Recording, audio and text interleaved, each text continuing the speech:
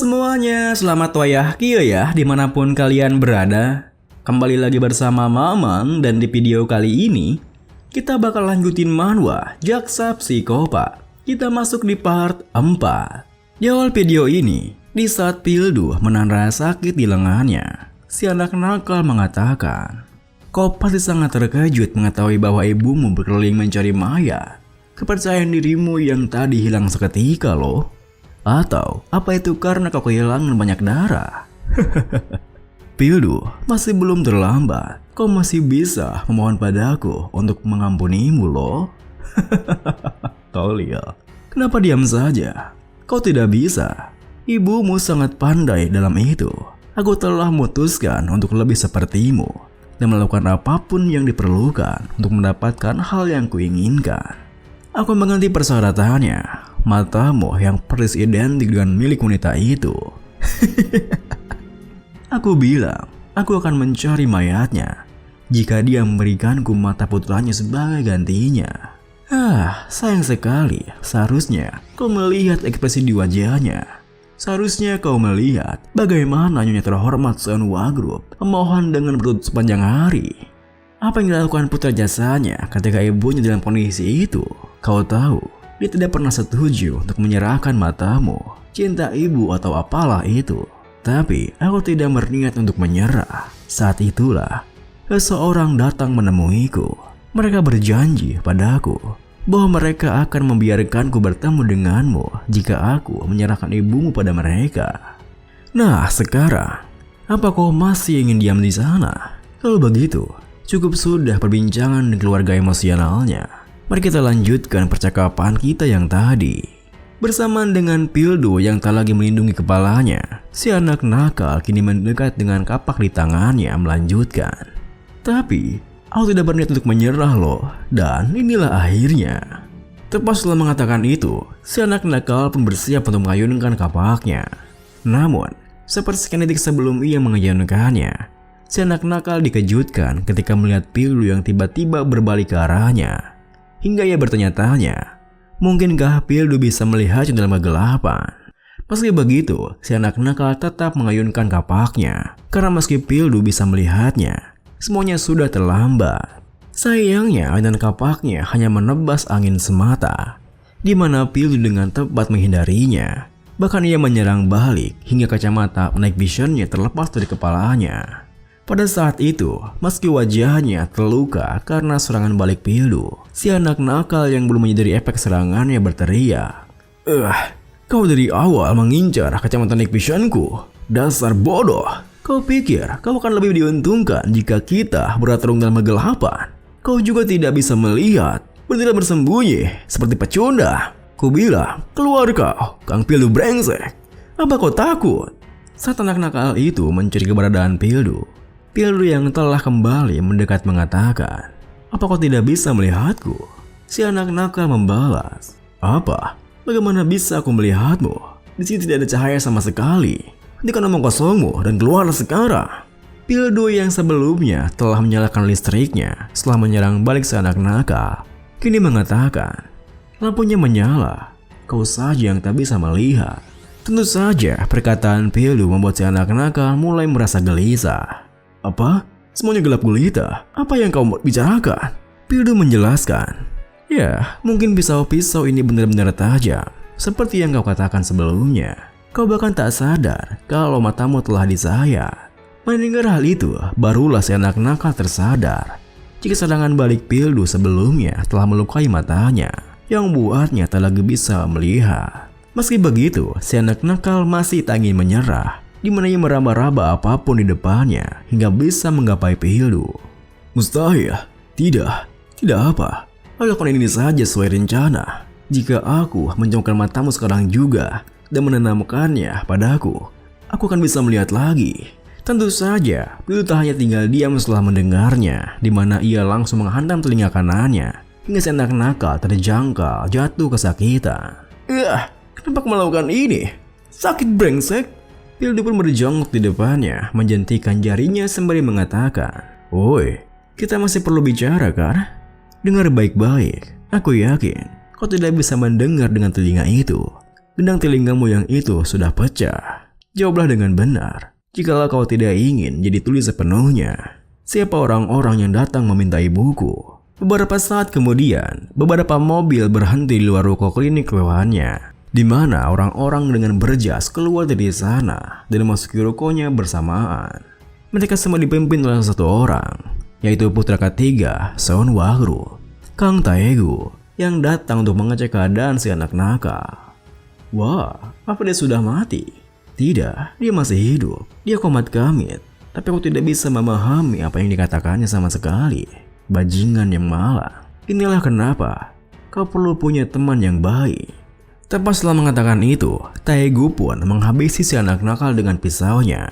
Lalu, di saat Taegu mengelap pisaunya, seorang bawahannya, sebut saja Bang Bung, mengatakan, dia tidak mungkin pergi jauh. Aku akan menyuruh orang-orang untuk mencarinya. Mendengar hal itu, Taegu melirik ke CCTV di sana membalas, tidak apa, Pildu, si bajingan itu kemungkinan sudah melihat siapa lagi yang di sini selain ibunya. Aku yakin dia akan menemukan jalannya. Kita mundur ke beberapa bulan yang lalu, di mana terlihat beberapa mobil yang memasuki area kantor pusat Son Wagru. Di antara mobil-mobil itu, Taegu berjalan keluar di salah satunya. Namun, di saat ia akan memasuki lobi utama kantornya, dua orang penjaga di sana menghentikannya, di mana mereka menerima perintah bahwa rapat kali ini hanya akan dihadiri oleh anggota yang terpilih. Tentu saja, hal itu membuat Taegu merasa kesal. Bagaimana bisa dirinya yang merupakan putra ketiga Son Wagru tak diperbolehkan masuk ke rapat tersebut? Meskipun begitu, perintah tetaplah perintah.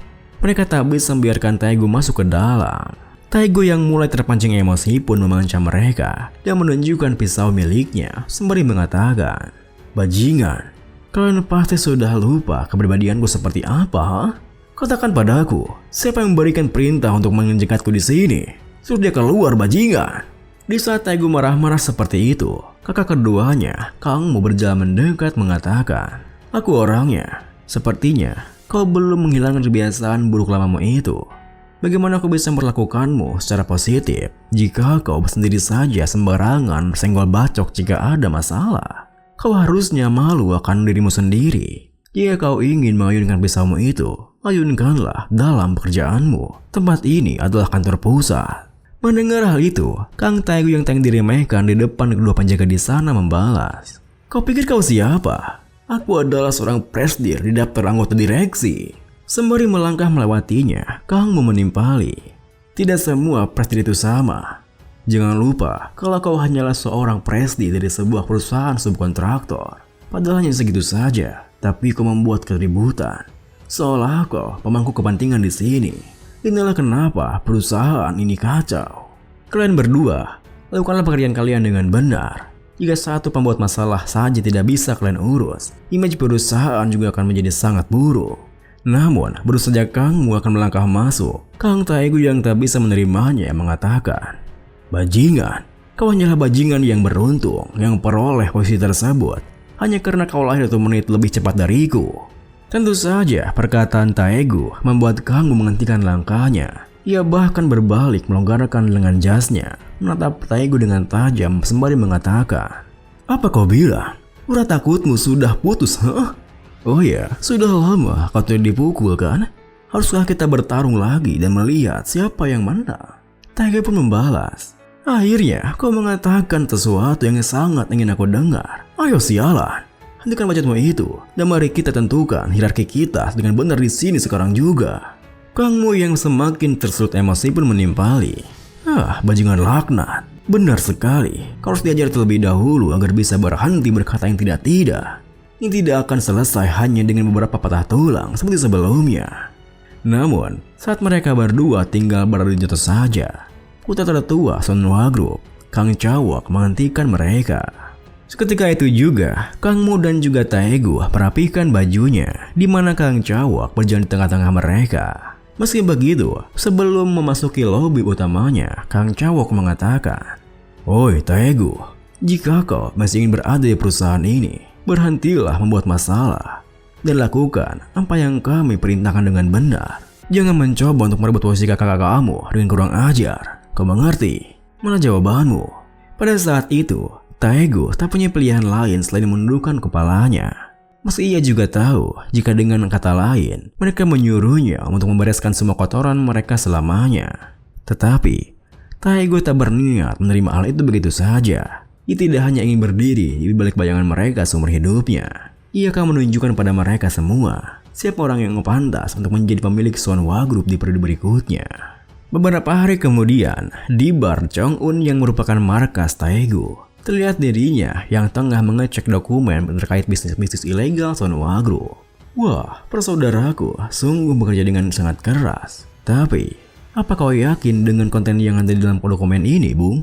Bang Bung di sana yang mencarikan dokumen tersebut membalas. Anda bisa mempercayainya, karena informasi ini dapat dari para hacker Cina yang sangat terkenal di bidang ini. Tapi, bos, apa Anda akan baik-baik saja? Jika ini terekspos ke publik, kita mungkin akan berada dalam... Namun, sebelum Bang Bung menyelesaikan kalimatnya, Taegu tiba-tiba saja menyelanya. Woi, apa kau juga tidak yakin padaku? Bang Bung yang langsung merasa gugup pun membalas. Tidak, saya tidak akan mengikuti siapapun jika itu bukan Anda. Mendengar jawabannya, Taegu pun tersenyum melangkah keluar mengatakan, benar, kalian semua harus ikut denganku masuk ke kantor pusat suatu hari nanti. Kirimkan semua dokumen ini dengan hati-hati ke Pildu. Bang Bung pun mengikutinya dari belakang sembari membalas. Laksanakan, bos. Tetapi kenapa dia? Orang-orang di kejaksaan semuanya sudah dipenuhi dengan koneksinya Tuan Presdir. Dan tidak ada jaminan juga bahwa Kang Pildu akan memutuskan untuk menyelidiki keluarganya sendiri. Namun, sebelum Bang Bung menyelesaikan kalimatnya, Taegu langsung menyanggahnya. Itulah kenapa aku tidak bisa percaya dengan jaksa lain sekarang. Dengan kepribadian Pildu, asalkan dia tahu fakta ini, dia pasti akan memulai penyelidikan. Bajingan itu tak peduli kau keluarganya atau bukan. Dan kita hanya mengoper pisau untuk memenikam Sonhwa Group ini kepada Pildu. Dia pasti akan menunjukkan pertunjukan yang spektakuler untuk kita dengan pisau tersebut. Setelah itu, kita akan menggenggam erat Sonhwa Group di tangan kita. Kita beralih ke masa sekarang, di mana setelah mendapatkan informasi dari si anak nakal, Pildu yang menginap di sebuah hotel terlihat termenung memikirkan sesuatu. Sebenarnya, seberapa jauh menjalarnya ke arah kasus ini? Dengan pikiran seperti itu, Pildu yang telah menggenggam handphonenya mulai mengetikkan sebuah nomor dan langsung menelponnya. Sementara itu, Kang Moy yang baru keluar dari gedungnya malah dibuat emosi saat melihat supirnya yang tertidur ketika masih bekerja. Dasar idiot, setelah sekian lama menerima uang dariku, sekarang kau tidur di saat sedang bekerja, ha? Tentu saja teriakannya yang juga dibarengi dengan tingkah kasarnya yang menginjak-injak supirnya langsung menarik perhatian orang-orang yang melewat di sana. Hal itu pun membuat seorang anak buahnya yang bernama Choi Chong-sun berusaha untuk menghentikannya. Itu sudah cukup, kamu ada banyak orang yang melihat. Namun, alih-alih menghentikan tingkah kasarnya, kamu malah menghantam wajahnya dan mengatakan, woi, Choi Chong-sun, ini adalah perusahaan. Perhatikan sopan santunmu. Kau pikir aku ini masih teman SMA-mu, ha? Ini semua karena para bawahanmu memiliki attitude kerja seperti ini. Meskipun sikap kamu padanya sudah berlebihan, Chong-sun pun tak punya pilihan lain selain menundukkan wajahnya dan meminta maaf kepadanya. Maafkan aku, Pak Kang Mu, saya akan bekerja lebih keras lagi.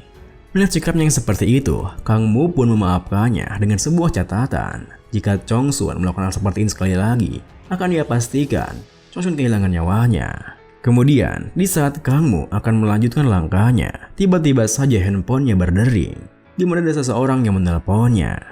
Namun, meskipun Kang Mu sudah mengangkat teleponnya, seseorang yang menelponnya tidak mengatakan apapun, yang membuat Kang Mu mengubat kesal. Kalau kau menelpon orang, kau seharusnya berbicara, sialan. Siapa kau? Ternyata, seseorang yang menelponnya itu adalah Pildu. Dan kenapa Pildu tidak mengatakan apapun? Itu karena Pildu sedang mengingat rekaman video CCTV yang ia lihat di ruangan si anak nakal sembari berpikir. Bukan orang lain, tapi Kang Mu. Bahkan kakak keduaku pun terlibat. Dan ini pun diakhiri dengan, karena Pildu tak kunjung mengatakan apapun meski telah menelponnya, Kang Mu akhirnya bisa menebaknya dan bertanya, siapa kau? Woi, apa ini Pildu? Mendengar perkataan yang bisa menebaknya dengan benar, Pildu membalas, ya, sudah lama ya, Kang Mu.